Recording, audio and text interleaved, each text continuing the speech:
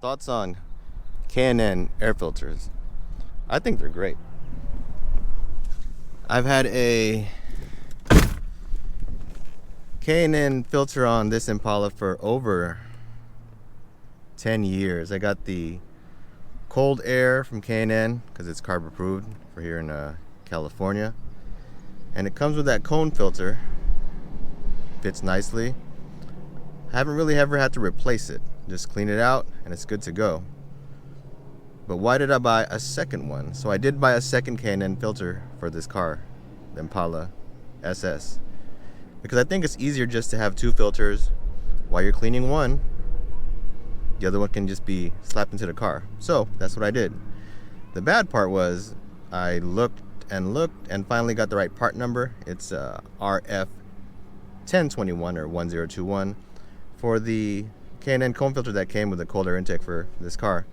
It was hard to find though. When I finally found it, found on Amazon, it was about $70, and of course what happens, it did not ship to my address, so I had to look more or at more places online, even brick and mortars. Still couldn't find it, so I cross-referenced and found a cone or oval filter that was similar. Only difference was it was black on the front or the top versus like a chrome metal silver color, and the black one was plastic, but it was the same dimensions.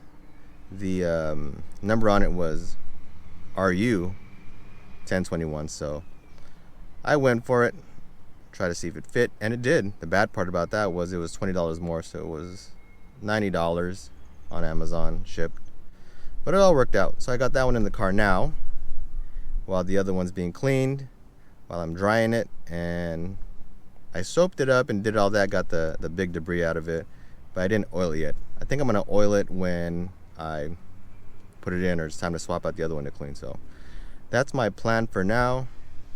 My K&N recharge kit, which I've had for a while, is getting empty or getting low, so I gotta pick up a new one of those, but that's only like $21.99 on Amazon ship, so it's not too bad for a reusable filter.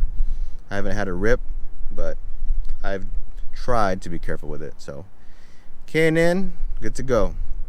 All right, thanks for watching, and we'll catch you on the next one.